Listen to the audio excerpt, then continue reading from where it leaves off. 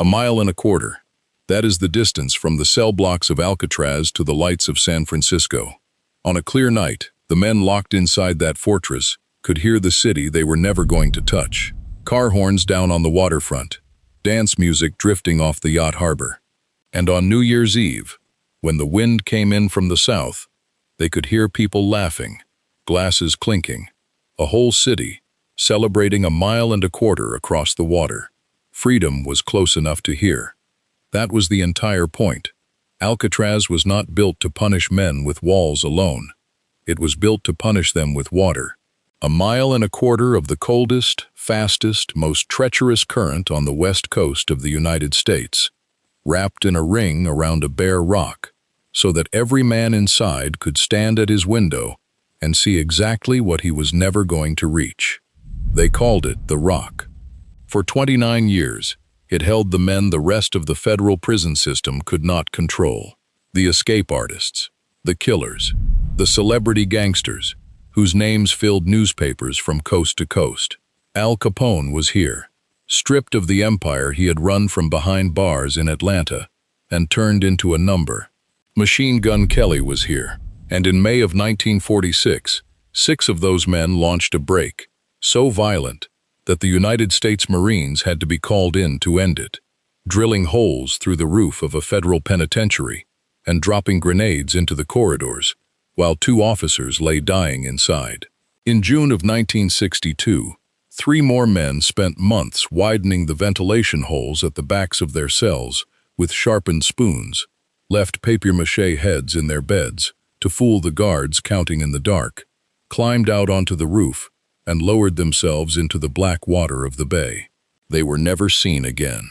This is the entire story of Alcatraz, the fortress that was sold to the American public as escape-proof, the island that broke the men it held, and eventually broke the government that ran it, and the ruin on that rock which, more than 60 years after it was shut down, there is now a serious, funded, and deeply controversial proposal to tear apart and rebuild as a working prison all over again. But before we step off the boat and onto that rock, I want to ask you for one small thing. We work incredibly hard to bring you these deep dive investigations into the forgotten institutions of America, the asylums, the prisons, the wards that history tried to bury. But looking at our analytics, the vast majority of you watching right now are not subscribed. It costs you nothing. It takes 2 seconds and 0 effort, but it helps us an enormous amount. It keeps this channel alive and lets us keep telling these stories the way they actually deserve to be told, from the records and not the ghost tours.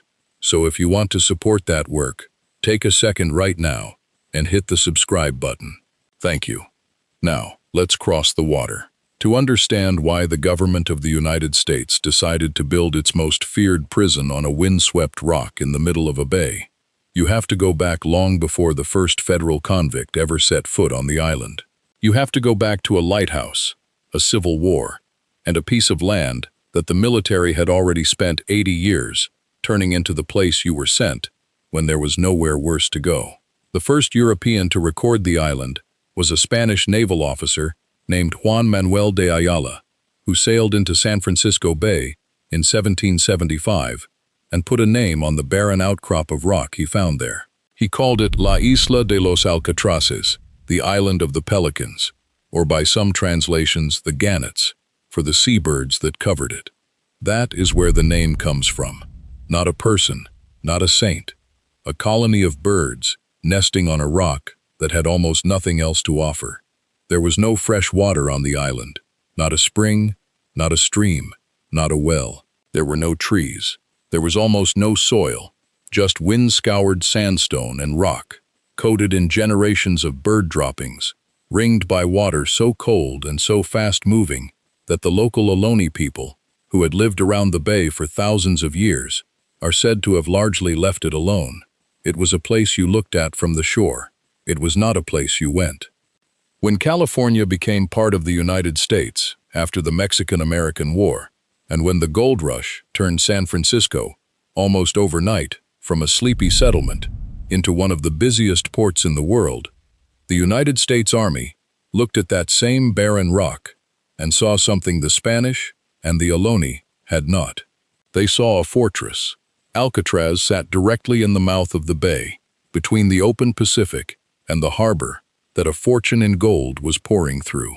Whoever controlled the island controlled the water. So in the 1850s, the army fortified it. They mounted cannon along its edges, built a defensive citadel on its high point, and in 1854, they lit the first lighthouse on the entire west coast of the United States. On top of it, a beam to guide ships through the Golden Gate and past the guns. It was a fortress, and almost immediately it became something else. Because a fortress in the middle of freezing water, with no fresh water of its own and a current no swimmer could beat, turns out to be the perfect place to put people you never want to escape. During the Civil War, the Army used Alcatraz to hold Confederate sympathizers, the crews of ships suspected of privateering, and soldiers accused of disloyalty. They were the island's first prisoners, and the more the Army used it that way, the more obvious the logic became.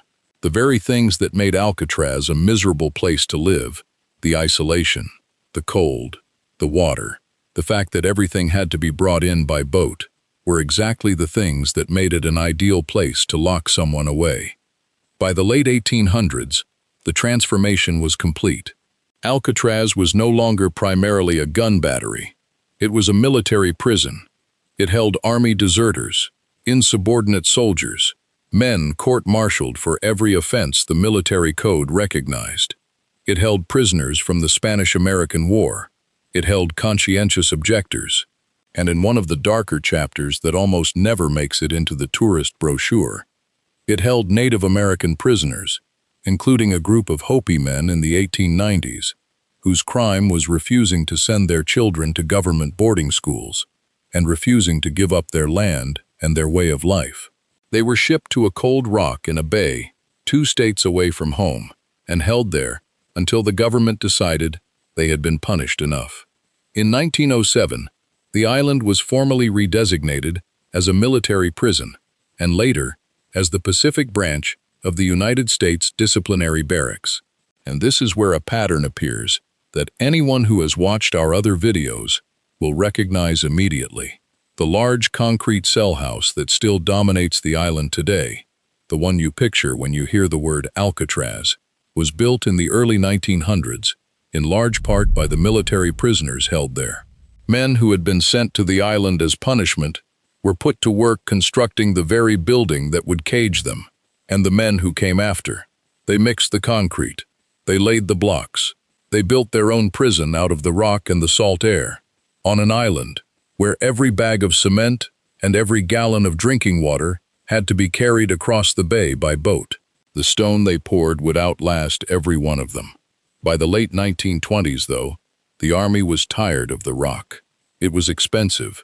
Everything had to be barged in.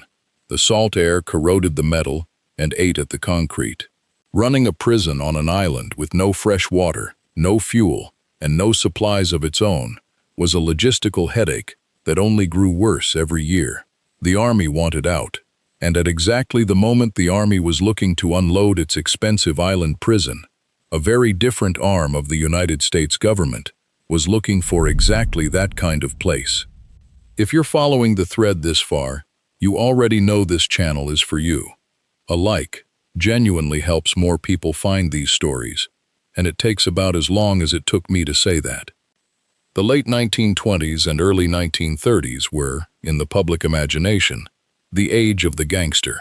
Prohibition had turned the illegal liquor trade into an industry worth hundreds of millions of dollars, and that money built criminal organizations with the resources of small corporations. Al Capone ran Chicago. John Dillinger robbed banks across the Midwest and walked out of jails as if the locks were suggestions. The Barker Karpus gang kidnapped wealthy men for ransom. George Kelly Barnes, better known as Machine Gun Kelly, became a household name, and the kidnapping and murder of the infant son of Charles Lindbergh, the most famous man in America, convinced the public that the country was losing a war against organized crime. The federal government had a problem, And it was not just the gangsters themselves. It was that the existing prisons could not hold them. Men like Capone had money, and money bought influence. In the federal penitentiary in Atlanta, Capone was reported to have a comfortable cell, special privileges, and a network of corrupt guards and connections that let him keep running his organization from inside the walls. Prisons in that era were also plagued by escapes. A determined, well-financed, well-connected inmate could bribe his way out, tunnel his way out, or simply walk out during a work detail. The public was watching the government fail to contain the very men it had made a show of capturing. The answer came from the top of the new Federal Bureau of Prisons and from the Attorney General of the United States, Homer Cummings. Their idea was radical and, in its way, brilliant. Instead of trying to make every prison in the country escape-proof, they would build one. A single maximum security facility, cut off from the outside world, where the government could concentrate the most dangerous, most notorious, and most escape-prone inmates in the entire federal system. A prison for the men no other prison could hold. It would have two purposes. The first was practical, to take the worst offenders out of the general prison population, where they caused trouble and corrupted staff, and lock them somewhere they could never get out and never get to anyone. The second purpose was theater. The government wanted to send a message to the law-abiding public and to the criminals reading the newspapers that it was finally, seriously in control. It wanted a prison so forbidding that its very name would become a threat. And there, sitting in the middle of San Francisco Bay, already fortified, already isolated, already ringed by 1.25 miles of killing cold water, was a rock the Army was desperate to get rid of. In 1933, Alcatraz was transferred from the military to the Federal Bureau of Prisons. Engineers went to work, turning a 19th-century military prison into a 20th-century fortress. They tore out the old iron cell bars and replaced them with hardened, tool-proof steel that a hacksaw could not cut. They built elevated gun galleries, caged walkways running along the cell blocks where armed officers could watch and shoot down into the flats without ever being within reach of a prisoner. They installed metal detectors, which the inmates would come to call snitch boxes, at key passages, so that no man could carry a scrap of metal from the workshops back toward the cells. They wired the mess hall ceiling with canisters of tear gas that could be triggered from above if a riot ever broke out over the one thing every prison riot is really about, which is food. They built a security system with layer upon layer of counts, checks, bars, and gates, all designed around a single obsessive idea, that no man would ever leave this island alive and free. To run it, they chose a warden named James A. Johnston, a career penologist with a reputation as both a reformer and a hard, unbending administrator. The inmates would come to call him Old Saltwater. Johnston believed in strict discipline and minimal privileges, and the regime he built on the Rock was one of the most controlled ever operated in the United States. On August 11, 1934, the United States Penitentiary at Alcatraz officially opened as a federal prison, and a few weeks later, on August 22nd, the newspapers got the image they had been waiting for. A train carrying dozens of the most notorious inmates from the federal penitentiary in Atlanta rolled west across the country, under extraordinary security, its cars sealed, its route secret. When it reached the edge of San Francisco Bay, the entire railroad cars, prisoners still locked inside, were loaded onto a barge and floated across the water to the island. Among the men in those sealed cars was inmate number 85, Al Capone. The message could not have been clearer. The most famous criminal in America had just been delivered to a rock in the middle of the bay, and the government wanted everyone to know it. What those men found when the barge reached the island was not a prison built for punishment in the medieval sense. There were no dungeons, no torture chambers, no whips. What Alcatraz offered instead was something more modern, and, for many of the men who lived through it, more crushing. It offered total control. It offered isolation. And in the early years, It offered silence. When the federal penitentiary first opened, Warden Johnston enforced a rule of silence so severe that it startled even hardened convicts. For roughly the first 3 years, inmates were forbidden to speak to one another during most of the day. No talking in the cells. No talking on the way to meals. No talking at work, beyond what was strictly necessary. Men who had come from prisons where the yard was loud and social found themselves in a place where the only sounds were footsteps, the clang of steel gates, the wind, and the foghorns out on the bay. Some inmates later said the silence was the hardest part. It was a rule that eventually proved impossible to sustain, and the strictest version of it was relaxed after a few years. But the philosophy behind it never changed. Alcatraz was designed to strip a man of everything except the bare minimum required to keep him alive. That minimum was spelled out plainly. An inmate at Alcatraz was entitled to exactly 4 things: food, clothing, shelter, and medical care. Everything else, and I mean everything, was a privilege that had to be earned and could be taken away. The right to work was a privilege. The right to a visit from family, limited to a small number per year and conducted through glass, was a privilege. Access to the library, to the occasional movie, to time in the recreation yard, all of it was a privilege, granted only to men who followed the rules without exception. Break the rules, and you lost it. Break them badly, and you went to D Block. Daily life on the Rock ran on a schedule, timed to the minute, and enforced by whistles and bells. The men woke early. They were counted. They marched to the mess hall, which was known throughout the prison, only half-jokingly, as the gas chamber, for the tear gas canisters mounted in its ceiling. They ate, quickly and in order, and then they were counted again.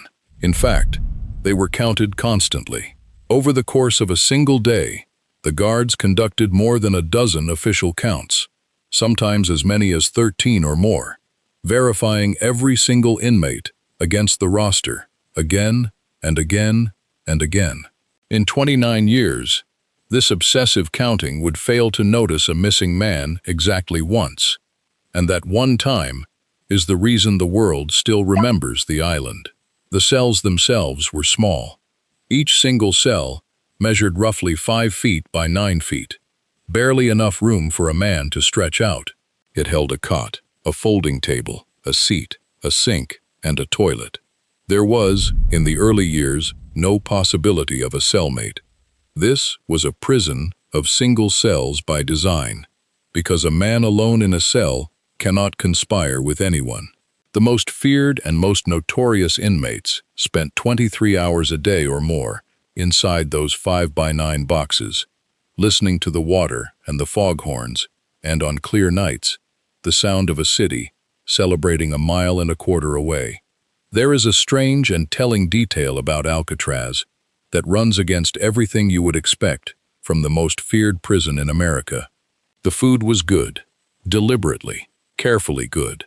Warden Johnston and the administrators understood something that prison managers had learned the hard way over centuries.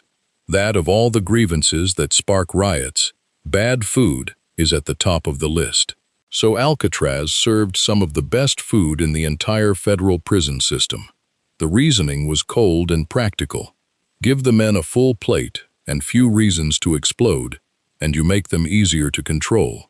It was not kindness. It was security by other means. The same logic ran through everything on the island.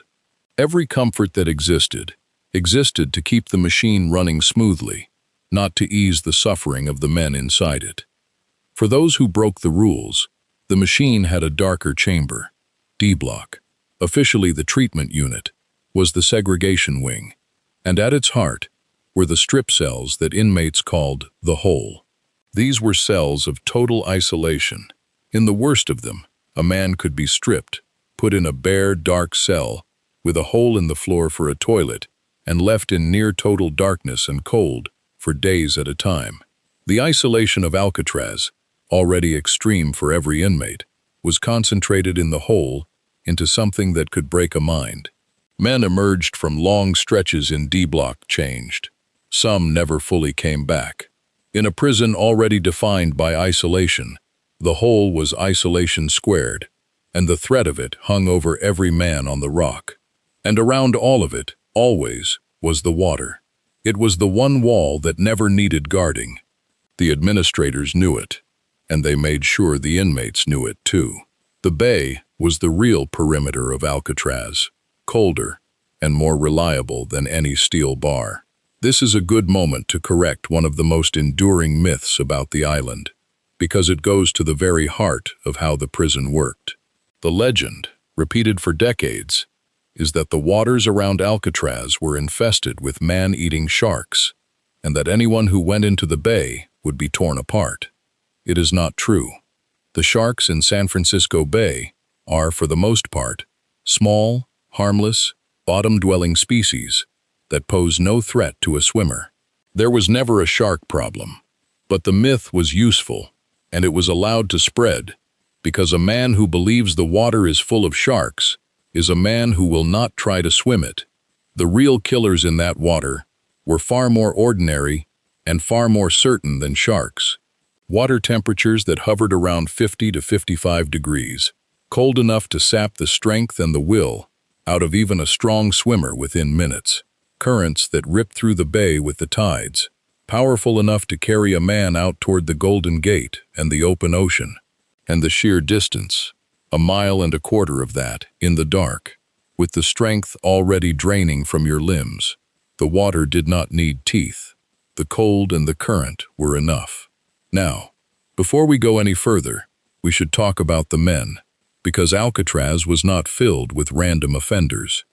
It was, by design, a collection of the most notorious criminals in the country, and their names are half the reason the island became a legend. The most famous of them all was the first to arrive, inmate number 85, Al Capone. And here is the first thing the movies get wrong. Capone did not run Alcatraz. In Atlanta, he had money, influence, and a network. On the Rock, he had a number and a 5x9 cell, exactly like every other man there. The whole point of Alcatraz was to take men like Capone and reduce them to nothing. And in his case, it worked with brutal thoroughness. Capone tried at first to buy the influence he was used to, and it got him nowhere.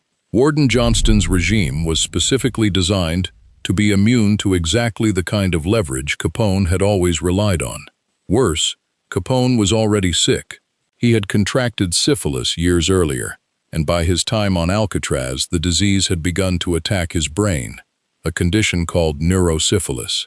The most feared gangster in America spent his time on the Rock, playing banjo in the inmate band, sometimes called the Rock Islanders, and slowly deteriorating in mind and body.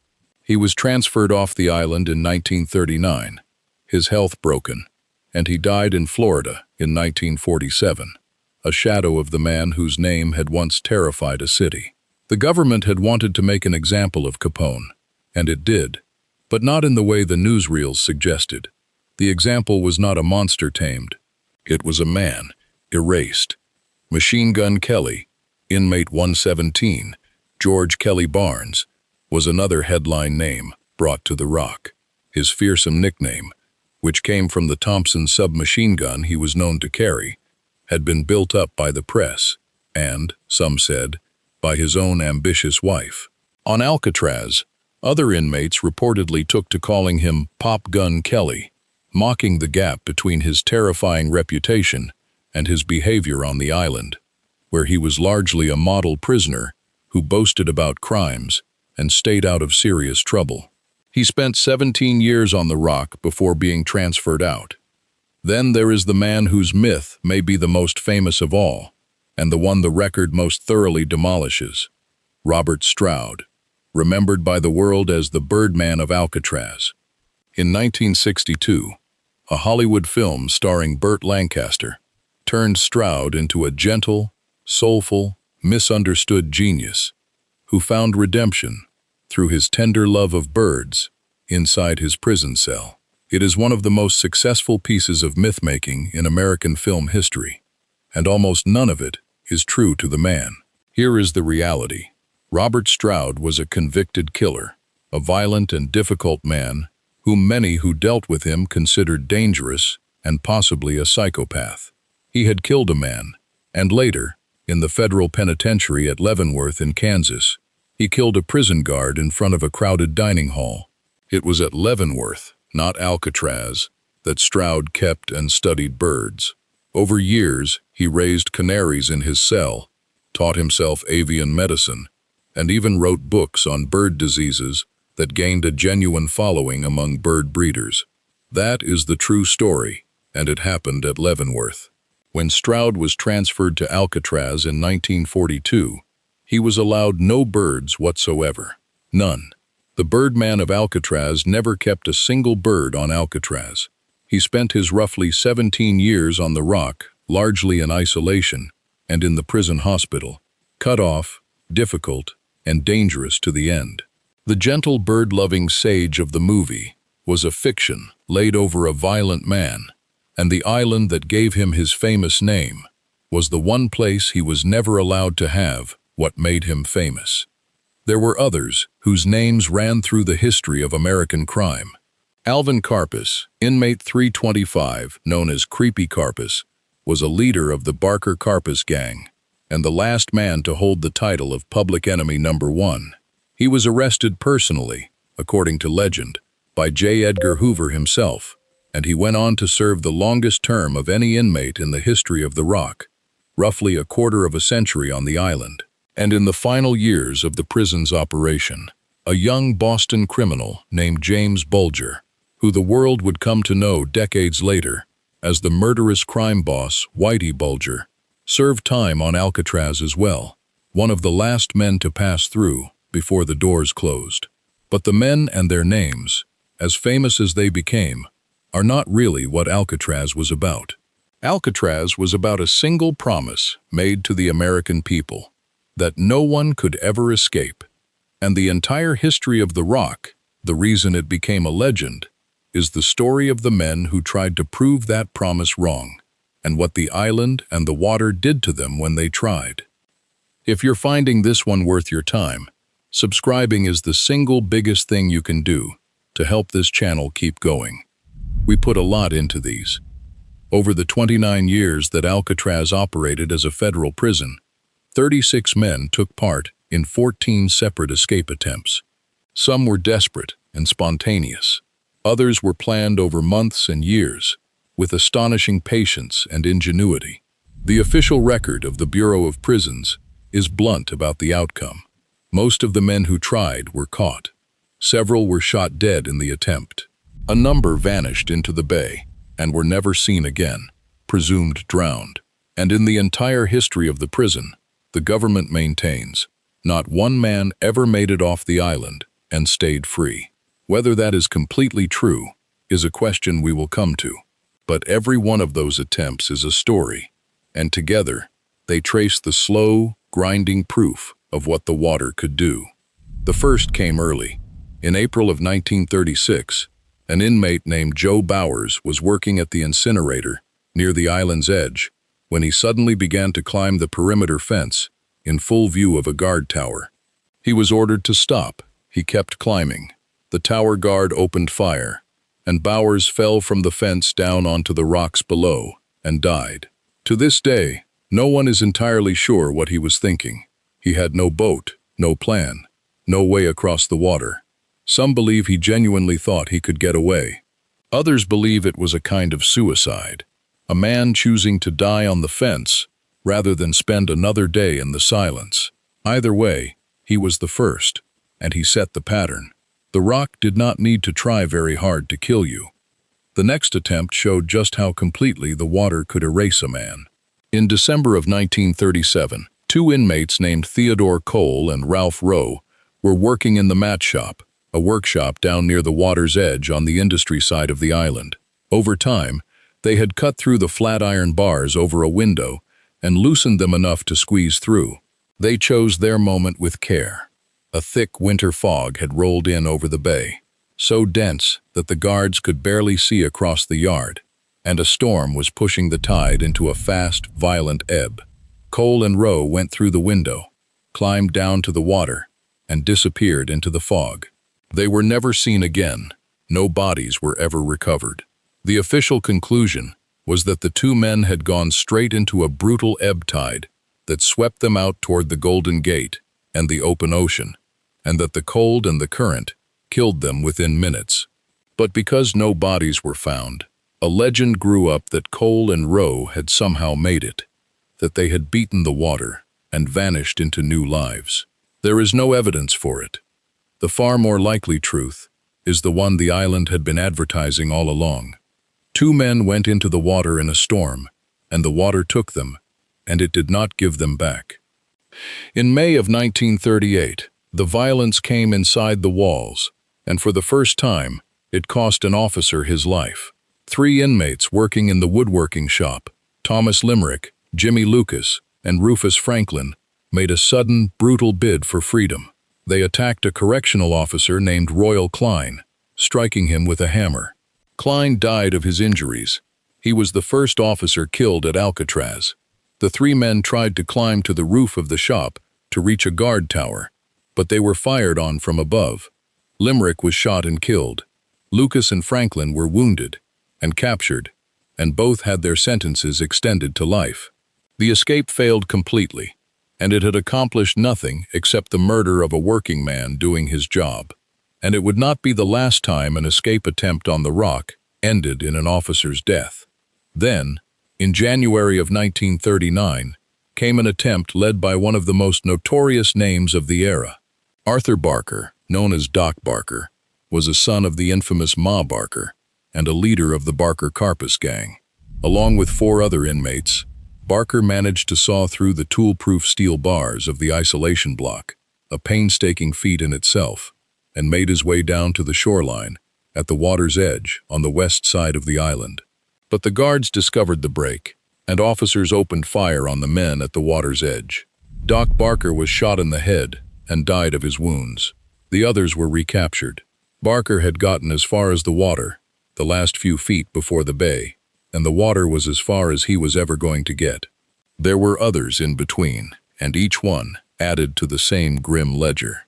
In April of 1943, 4 inmates working in the industries area on the west side of the island, Harold Brest, James Borman, Floyd Hamilton, and Fred Hunter, overpowered 2 officers, climbed out a window, and went down to the water.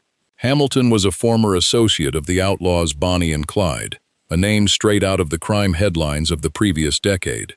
The men slipped into the bay and began to swim, and the guards in the towers opened fire. James Borman was shot in the head in the water and went under, and his body was never recovered. Another man handed straight to the bay.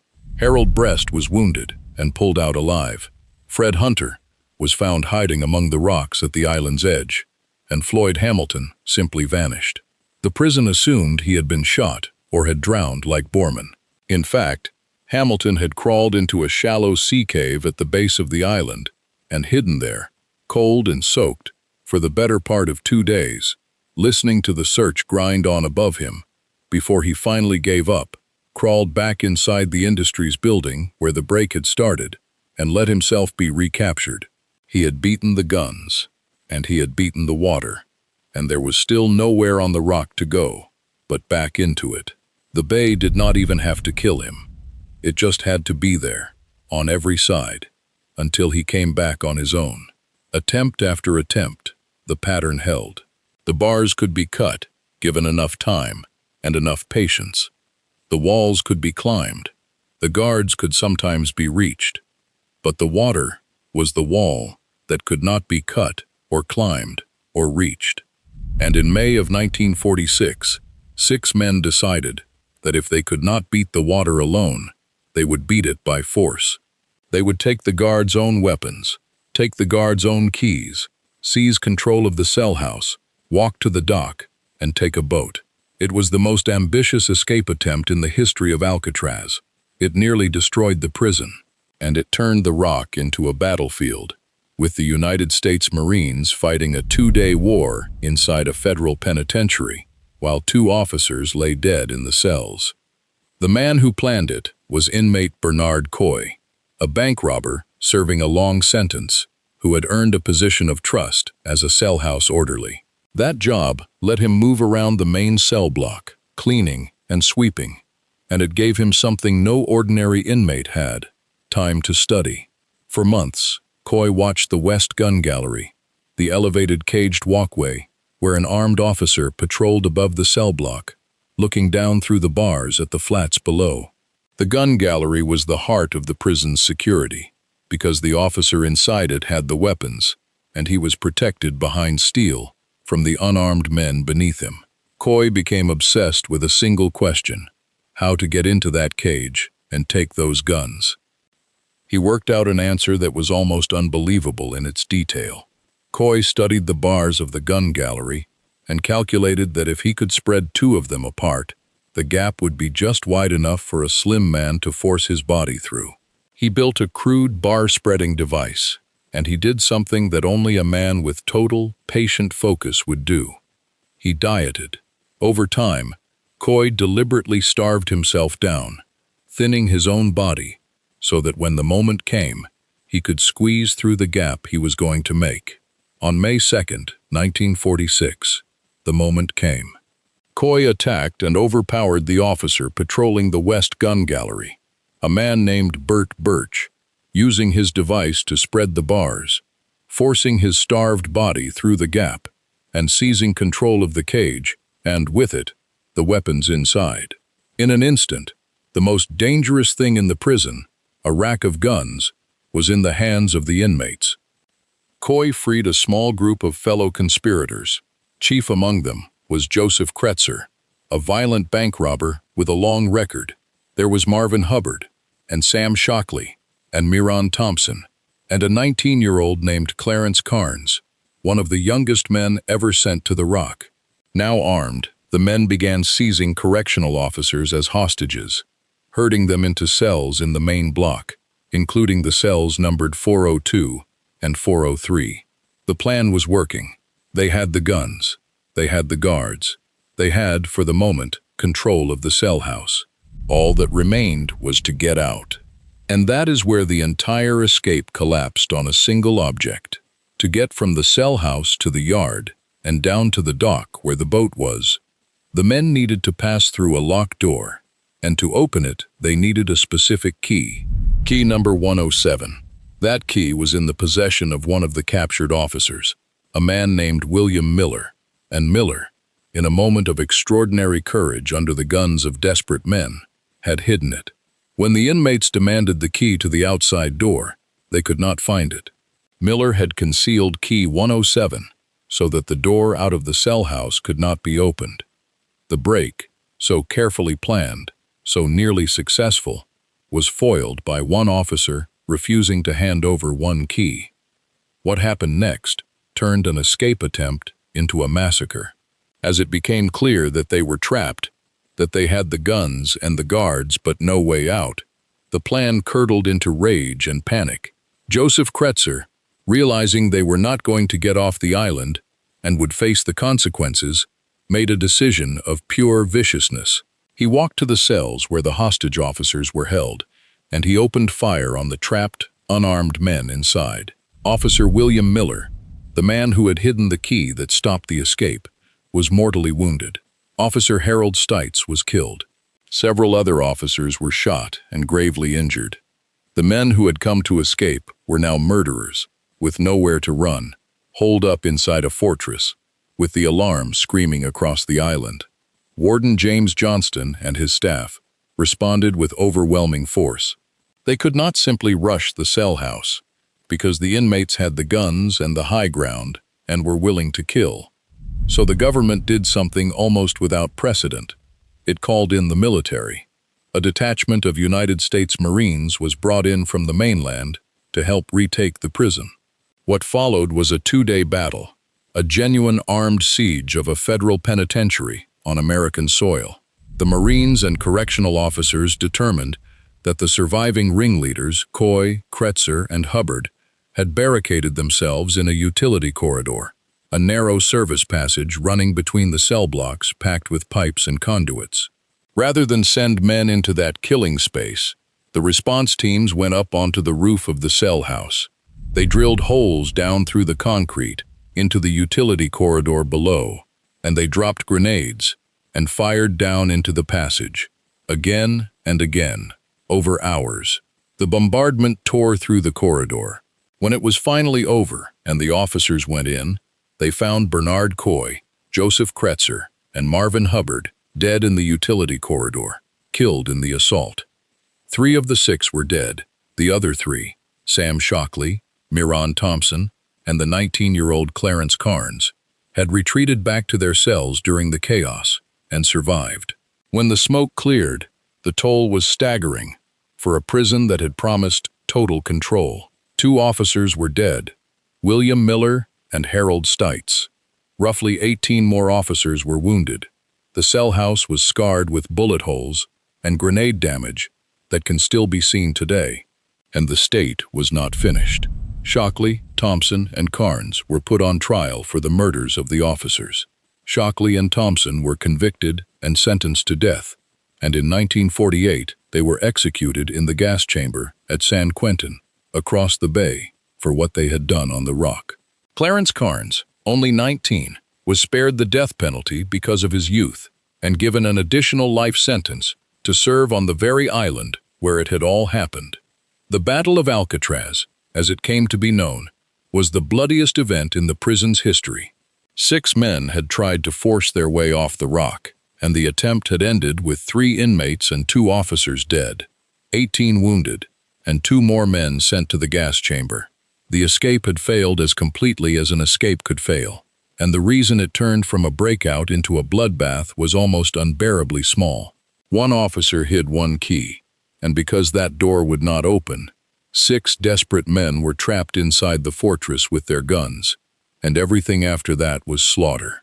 The rock had held. It had held at the cost of 2 officers' lives, but it had held. If this is landing the way it landed on us while we were researching it, take a second to subscribe. The next attempt is the one the whole world remembers, and it is where the story stops being about force and starts being about patience. Because 16 years later, 3 men would prove that the way to beat Alcatraz was not to fight it. It was to outthink it, quietly, over months, in the dark, 1 grain of concrete at a time. And unlike every man before them, when they went into the water, the government never found out for certain what happened next. The 3 men were Frank Morris and 2 brothers, John and Clarence Anglin. Morris was the brains. He was a career criminal with a reputation for a genuinely high intelligence, a man who had escaped from other institutions before and who approached the problem of Alcatraz not with a hammer, but with a plan. The Anglin brothers were bank robbers, close, loyal to each other, and willing to follow Morris's lead. A 4th man, Alan West, was part of the plot from the beginning and was, by some accounts, one of its original architects. The 4 of them occupied adjacent cells along the same block, and over the better part of a year, they built one of the most elaborate escape plans in the history of American prisons, entirely under the noses of the guards, who counted them more than a dozen times a day. It began at the back of their cells. Each cell had a small ventilation grill at floor level, about 10 inches by 10 inches, opening into the utility corridor behind the cell block, the same kind of passage where the men of the 1946 battle had died. The grills were set in the concrete wall, and the concrete around them, after decades of salt air and moisture, had grown damp and had begun to weaken. Morris and the Anglins realized that if they could dig away the concrete around the grills, they could enlarge the openings enough to crawl through into the corridor behind. So they began to dig. They used whatever they could improvise as tools, sharpened spoons taken from the mess hall, pieces of metal, and, most famously, a makeshift drill they built by taking the motor out of a stolen vacuum cleaner. They worked during the evening music hour, when inmates were allowed to play instruments, and the noise helped cover the sound of scraping and drilling. And every night, before the guards came by, they hid their work. They fashioned fake grills and covered the growing holes with painted cardboard and improvised replicas, so that a guard, glancing into the dim cell during a count, would see what looked like an ordinary ventilation grate in an ordinary wall. Once they had dug through, the utility corridor became their secret workshop. Above the cell block, in the space between the top of the cells and the roof of the building, there was a large open area, and the men turned it into a hidden factory. There, over months, they built the things they would need to cross the water. And here is where their plan showed real genius, because they understood better than anyone that the wall of Alcatraz was not the bars, it was the bay. Cutting through the concrete only got them out of the building. It did not get them off the island. For that, they needed to beat the water, and they built the means to do it by hand, in secret, out of the prison's own materials. They collected raincoats, dozens of them, more than 50 by some accounts, gathered from other inmates and from stores around the prison. Raincoats were made of rubberized fabric, and Morris and the Anglins used the steam pipes in their hidden workshop to vulcanize and seal the material, stitching and bonding the raincoats into a crude but functional inflatable raft and into life vests. They built paddles. They devised a way to inflate the raft using a modified musical instrument, a concertina, as a bellows. Piece by piece, in a space no guard ever thought to search, 3 convicts built themselves a boat out of raincoats to cross 1.25 miles of the coldest water on the coast. And then there was the detail that made the escape immortal. To buy themselves the time they needed once they were out, the men had to fool the nighttime count. If the guards did their evening check and found 3 empty beds, the alarm would go up within minutes, and the entire bay would be swarming with boats before the men could get halfway across. So Morris and the Anglins built decoys. They crafted dummy heads, molded from a mixture of soap, toilet paper, and other materials, painted with flesh tones from the prison's art supplies, and, in the grimmest touch of all, topped with real human hair collected from the floor of the prison barber shop. In the dim light of the cell block at night, a guard walking the tier and glancing into each cell would see the top of a sleeping man's head resting on the pillow. He would move on. The heads were good enough to work. On the night of June 11th, 1962, the plan went into motion.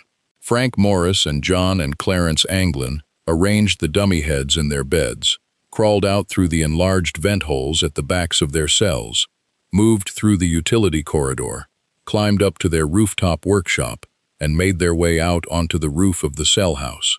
The 4th man, Alan West, was supposed to go with them, but when the moment came, West could not get the grill at the back of his own cell fully open in time. He was left behind, and it is largely from West's later account that we know how the escape was carried out. Morris and the Anglins climbed down from the roof, made their way to the water's edge on the north end of the island, inflated their raincoat raft, and pushed off into the black, cold water of San Francisco Bay. And then they were gone. The guards counted through the night and saw 3 sleeping heads.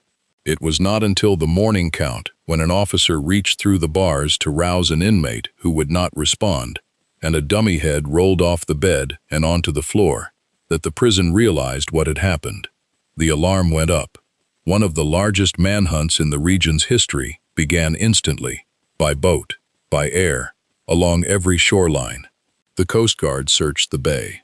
The FBI took over the investigation, and they found almost nothing. Some scattered debris that may or may not have been connected, a few personal effects, but no bodies, no raft, no men. Frank Morris and the Anglin brothers had vanished into the water, and they never came back. The FBI investigated the case for 17 years.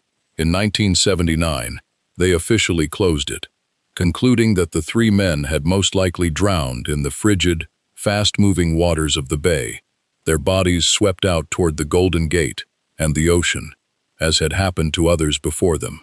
That is the official position, and given everything the water had already proven it could do to a swimmer, it is the most likely answer. But it has never been the certain answer, and that uncertainty is why this escape, out of all 14 attempts, is the one the world cannot let go of. No bodies were ever recovered. The United States Marshals Service, unlike the FBI, has never fully closed the case, and has said it will keep the file open. Over the years, there have been letters, postcards, and rumors claiming the men survived and lived out their lives in secret. None of them ever verified, all of them fueling a legend that has now outlived the prison itself. Whether Morris and the Anglins beat the water or were swallowed by it, no one alive can say for certain. It is the one count Alcatraz ever failed, and it failed it forever. The escape became the basis for the 1979 film, Escape from Alcatraz, and the mystery has never stopped drawing people to the rock. And then, in a final twist that cuts against the whole legend of the impossible water, one man may have quietly proven that the swim itself could actually be done. In December of 1962, only months after Morris and the Anglins vanished, an inmate named John Paul Scott and another prisoner used a hacksaw to cut through the bars of a kitchen window, squeezed out, and made it down to the water. Scott went in and swam, and unlike so many before him, he did not disappear. He fought the cold and the current across a stretch of the bay and actually reached the far shore, near the rocks beneath the Golden Gate Bridge. He made it out of the water and onto land, but the bay had not let him go for free. When he was found, he was unconscious and severely hypothermic, his body shutting down from the cold, unable to move or escape. He was picked up, treated, and returned to the prison. John Paul Scott had done what the government insisted was impossible. He had swum from Alcatraz to the mainland, and the water had left him so broken on the far shore that he could not take a single step further. It was, in a strange way, the perfect proof of everything Alcatraz had always claimed. The swim was survivable, barely, and even a man who beat the water arrived on the other side with nothing left. The rock had made its point one last time. By the time John Paul Scott washed up half dead beneath the Golden Gate Bridge, the fortress that had held him was already dying, and not from any escape. It was dying from the same thing that had made it so perfect in the first place: the water. For 29 years, the salt air and the salt spray of San Francisco Bay had been eating Alcatraz alive. The corrosion that had annoyed the Army back in the 1920s had never stopped. It only got worse. The steel bars rusted, the pipes corroded from the inside. The concrete, poured decades earlier by military prisoners, cracked and crumbled as the salt worked its way in. By the early 1960s, the building was in serious structural decline, and the Bureau of Prisons estimated that bringing it back to standard would cost millions of dollars, a figure some placed in the range of $3 to $5 million, an enormous sum at the time. And that was on top of the ordinary cost of running the place, which had always been the island's fatal flaw. Everything still had to come by boat, every scrap of food, every gallon of fuel, and, because the island still had no source of fresh water of its own, close to 1 million gallons of drinking water had to be barged across the bay every single week. All of that made Alcatraz roughly 3 times more expensive to operate than any other federal prison in the country. The most feared prison in America was also, dollar for dollar, the most wasteful. On March 21, 1963, the United States Penitentiary at Alcatraz was closed by order of the Attorney General of the United States, Robert F. Kennedy. The last inmates were gathered up, handcuffed, and ferried across the water, one final time, to other prisons on the mainland. The cell doors were left open, the lights went off, and after 29 years, the rock fell silent. It had not been shut down by a riot. It had not been shut down by a scandal, or a landmark court case, or a public outcry over cruelty. It had been shut down by arithmetic and by salt, the very water that made Alcatraz escape-proof, that killed the men who tried to swim it, that ringed the island like a wall no one could climb, was the same water that corroded the building to pieces and made it too expensive to keep. The fortress was undone by the moat. For years after the prison closed, Alcatraz sat empty on its rock, a decaying government building on an island no one quite knew what to do with. And then, in November of 1969, the island became the stage for something no one had planned. A group of Native American activists, calling themselves the Indians of all tribes, landed on Alcatraz and claimed it. Their argument was rooted in a treaty.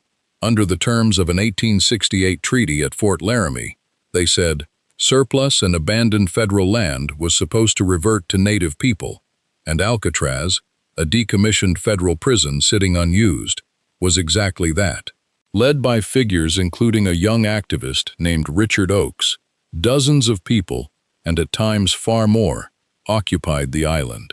They lived there, in the cold, empty buildings the prisoners had left behind, for roughly 19 months, until the middle of 1971.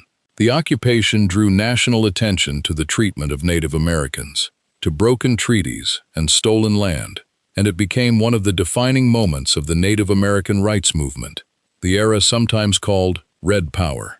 The occupiers painted messages on the buildings, some of which survive on the island to this day, declarations that this was Indian land, that Indians were welcome, that it was a home of the free. In June of 1971, federal authorities removed the last of the occupiers, but the occupation had already made its mark on history, and the graffiti still weathers on the walls, a second layer of meaning, painted over the ruins of the first. After that, Alcatraz became what it is today. In the early 1970s, it was transferred to the National Park Service and made part of the Golden Gate National Recreation Area, and in 1973, it opened to the public. The most feared prison in America became a tourist attraction. Today, well over 1 million people a year, roughly 1.5 million, ride the ferry across that same 1.25 miles of water that once killed men trying to cross it in the other direction. They walk the cell block. They stand in a 5x9 cell and pull the door shut for a photograph. They see the bullet holes from the Battle of Alcatraz and the vent holes from the 1962 escape and the dummy heads recreated on the beds. They browse the gift shop and ride the ferry back to the city for dinner. Hollywood cemented the legend, from the 1962 film that turned Robert Stroud into a saint, to Escape from Alcatraz in 1979, to the 1996 action movie, The Rock. The island that was built to be the end of the line, the place you were sent when there was nowhere worse to go, is now one of the most popular sites in California, generating something on the order of $60 million a year in tourism revenue. The rock that broke Al Capone now sells postcards. And this is the point where every one of these stories usually ends, with the ruin quietly rotting into a monument, the suffering slowly turning into spectacle. But Alcatraz is not finished, because the government of the United States is once again talking, seriously and with a budget attached, about turning that rock back into a prison. In May of 2025, the President of the United States announced that he was ordering federal agencies to rebuild and reopen Alcatraz, in his words, to house America's most ruthless and violent offenders, and declared that its reopening would serve as a symbol of law, order, and justice. It was, on its face, the same argument the government had made when it opened the prison in 1934. Concentrate the worst of the worst on a rock in the bay, and show the law-abiding public that the government is serious. The Bureau of Prisons announced it was studying the feasibility of the idea. And in the budget proposal that followed, the administration requested $152 million as a first-year down payment on the project, with outside estimates of the total cost, running from at least $250 million to as much as $2 billion. The critics, from the mayor of San Francisco to historians who have spent their lives studying the island, pointed out something that would have been very familiar to the men who ran the place in 1963. The reasons Alcatraz closed have not changed. The island still has no source of fresh water. Close to 1 million gallons a week would still have to be barged across the same 1.25 miles of cold water, just as it was for 29 years. The problem of sewage, of everything that has to be shipped on and off a rock in the middle of a bay, has not changed. The corrosion has not changed. The arithmetic has not changed. One historian, asked for her reaction to the plan to rebuild the fortress, reportedly answered in 2 words, water, and sewage. The very forces that made Alcatraz impossible to keep open are still there, still cold, still running around the same rock. The proposal to reopen the escape-proof prison runs headfirst into the one thing that ever actually beat it: the water. The rock is still there. The cell block still stands, hollowed out and salt-eaten. The paint peeling in long strips, the bars rusting, the concrete crumbling, exactly as it was crumbling when Robert Kennedy signed the order to shut it down. And the current still runs cold and fast around the island. The same 1.25 miles the men could see from their cell windows and never cross. The same water that took Cole and Rowe, that stopped Doc Barker at the shoreline, that swallowed Frank Morris and the Anglin brothers into a mystery that will never be solved, that left John Paul Scott half dead on the far shore, and that finally corroded the fortress to pieces from the outside in. For 29 years, Alcatraz sold America a promise that there was a place where the worst men could be sent and could never get out. And for the most part, the promise held, not because of the bars or the guns or the counts, but because of the water. 36 men tried to leave. Most were caught. Several were shot dead on the rocks. Others went into the bay and never came back. The water was the truest wall the government ever built, and it did not build it at all. It was simply there, cold and patient, and the prison was just the thing they wrapped around it. Which leaves the question the Rock has always asked, and still asks now, that there is talk of raising it from the dead. Was the point of Alcatraz ever really to hold the men inside it? Or was it always, from the sealed rail cars carrying Al Capone across the bay to a president's promise 60 years later, about the people on the outside, about the message, about standing on the shore of a great cold bay, looking out at a fortress on a rock, and being told that someone, somewhere, was finally in charge?